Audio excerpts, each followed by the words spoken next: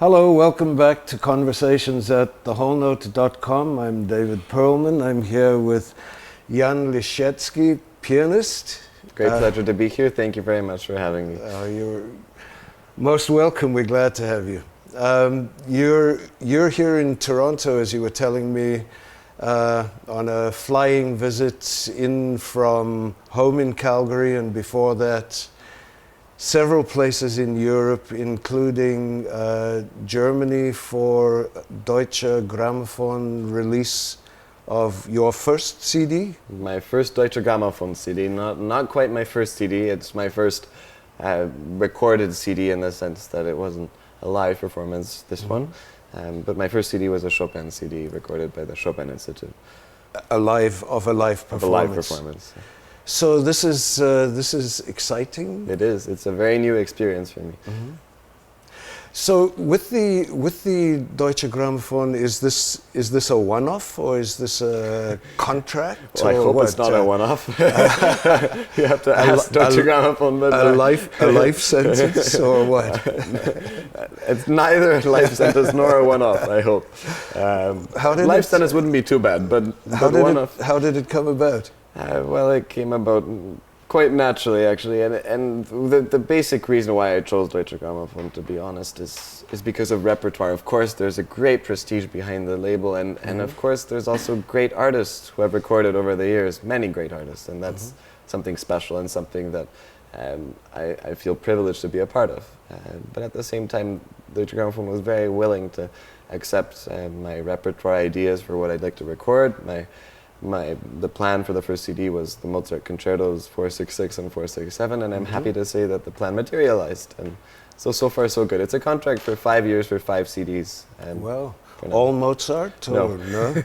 No, the first one was Mozart, and then the next ones are in the process of being planned. Chopin Etudes, next one, and then after that. It's still, I have an idea, but it's a secret. It's a secret. Yeah. So that's the Mozart, the 20 and 21, right? That's correct. D minor and C major. And very special concertos by themselves. The D minor, of course, one of 2 written in a minor key for the piano by Mozart. And very different than most of Mozart's other works. It's ahead of its time, in a sense. It was written in a much more piano solo style, not as much of an accompaniment, and very different. The themes were presented differently, and the ideas were quite special from the other concertos. And of course, at the same time, it's related to number 21, the C major. I may say even that it's a twin. It was written at the same time. Right. It was premiered not even a month apart, and it has, of course, the Kershaw numbers 466 and 467, so it's also really closely written. And those were 2 at the end of a frenzy of concerto writing for him. Yes, and very much also they reflect 2 things. The D minor is the dark one, the really emotional one, and just has hidden lighter emotions. The brightness is really hidden beneath the darkness. And the C major, on the other hand, is a more of a stereotypical Mozart concerto. It's a bright one, but still there's, on the contrary, on the other hand, there's a bit of that D minor darkness hidden underneath as well. So when you talk like this, it's clear that you have a sense of the arch of the opus. You've studied them all, or not yet? No, not yet. I mean, I'm not quite 17. I'm 17 on that's Friday, so haven't had really the time. Happy birthday Thank for you. Friday. Haven't had the time. I found myself thinking when I was getting ready for this interview that there should be a rule which says you're not allowed to play something that, with Mozart, you should only be allowed to play pieces that he wrote when he was the same age as you. Yes, you would stop being able to play Mozart very quickly, wouldn't you? No, you'd be able to start again with all the ones that you had done in your mid-30s and revisit them.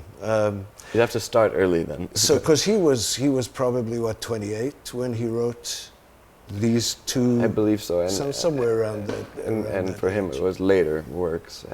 However, it reflects also the time period that he was going through in his life and the darkness of it. This was Vienna? yeah, he had some great years, and then it all changed for him very quickly.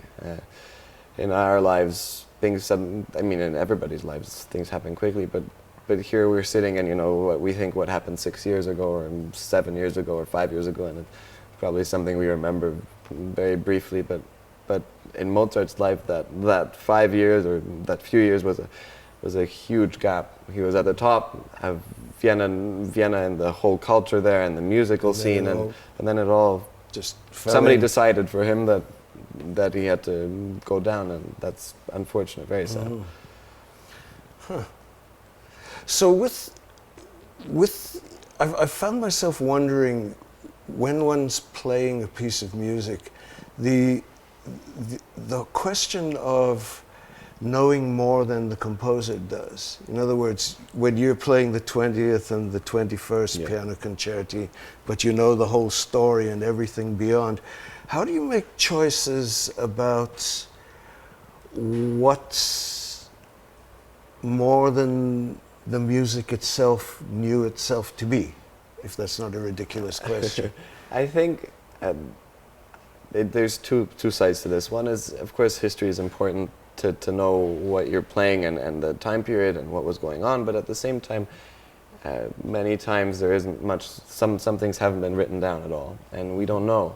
And we don't know if Mozart was writing what he was feeling when he wrote these pieces. And so if you go too deeply, then it becomes a little bit too abstract. You're thinking only from a historian's standpoint of what was going on. And the pieces should speak for themselves, really. If the D minor is how you feel it, if it's a greatly emotional and sad piece for you, and maybe for some others it's an angry work, maybe for some it's just dramatic, that's what you feel inside, and that's what you're going through, and that's the beauty of an interpretation. That in pop music, for example, we have songs need to change constantly. We need to get new songs, new people, and that's what keeps pop music alive.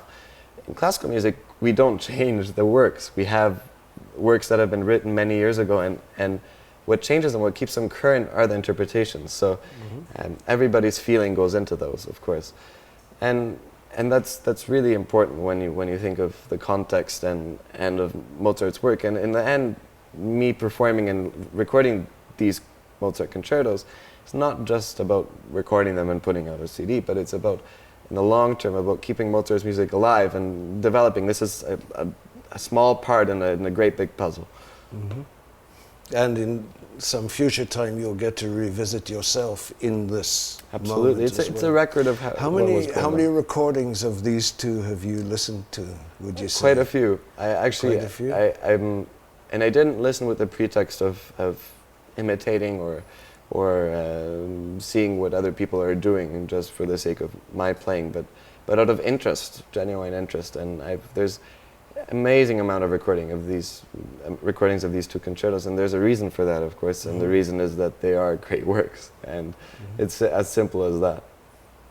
I was just thinking back on when you last were in Toronto, because I missed your last one. You say it was just this last... It was just January. January? Yes, I had performed with the TSO, actually. Okay. Mozart Concerto C Major in January. So. And testing your memory, when was the first that you can remember? In Toronto?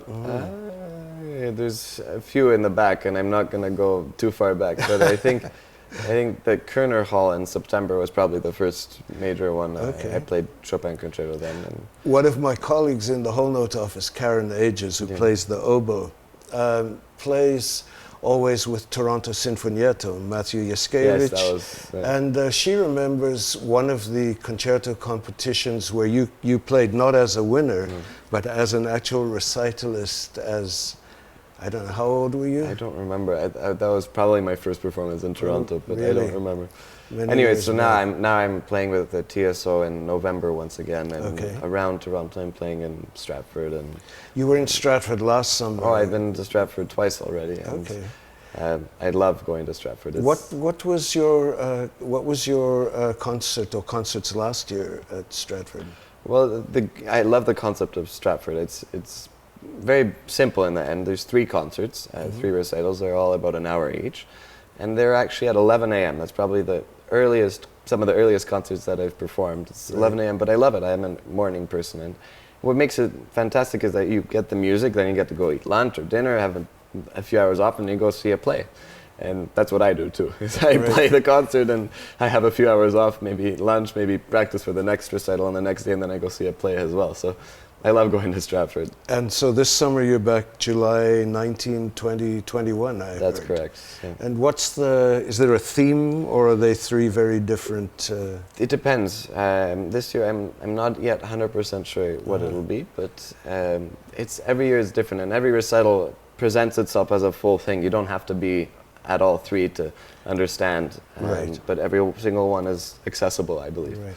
I hear that Glenn Gould anniversary is going to be a fairly big part of what they're doing this year. Is Bach part of your repertoire? Bach is always part of my repertoire, and I love Bach because, well, Bach is the purest form of keyboard music for me as a musician. That's my opinion, but I truly find Bach to speak to me as something that really comes from the heart and doesn't have any embellishments, is just pure, just what it was. And it's beautiful in that way. And I love starting programs with Bach. It's a risky thing to do, some may say, because of course you're not warmed up and you're coming on stage and you're all bare. It's like before the audience knows you, you're already stripping naked. And that's a little bit, it's a little bit of it's a daring thing sometimes to do, but it allows me to know the audience, to get to know them, to see how they react, to see what mood they're in. Sometimes an audience comes in very restless, sometimes they come in very, very concentrated, and sometimes they're something good. The weather was nice and they're all happy, and it all depends on the mood. And the Bach is a way of saying, hello, this is me, this is the music, and also getting to know the audience for me, and so I can adjust and see how I'd like to communicate with them. So that you can hear what kind of listening is actually happening. And the listening is much more important for me than the applause at the end. And of course, applause is a fantastic way of releasing energy, and it's positive. It's so positive. I like applause, but the listening is a true expression of how the audience is communicating with you, and if they indeed feel a connection with you. And that's what I always hope to achieve. So Friday you're turning 17, right? Yes. So is no one allowed to use the word prodigy in an interview after Friday, or have they stopped already? Well, I've tried to convince people not to use that word ever, no matter what year it was, because It's a tough one. It's a tough label to carry. And it's not really reflective of who I am, and honestly, I'm extremely privileged to be doing what I'm doing, and I'm feel very happy to be doing it, and that's all there is. And it's just like anybody who's playing a sport and they're good at it and they love it. That's the same way. Can you remember ever not having music at your fingertips? Can you remember that far back? I don't think there was a moment that I mean, of course, you remember. I have lots of memories that are not related to music, if that's Sure. what you mean. But No. you know, music has been part of my life forever, and I think it's been part of everybody's life, and to some degree. And some, of course, have more involvement, and some have less. But everybody is in some way touched by music, even if it's classical music, pop music. But it touches everybody's life. It's something so simple. It's beyond us. We can't understand why music is so great, even, you know, with all our technology and all our scientific developments. Music, I think, is greater than all of us. Let's leave it there. Thank you. My pleasure. Thank you so much. Thank you. We'll see you again too.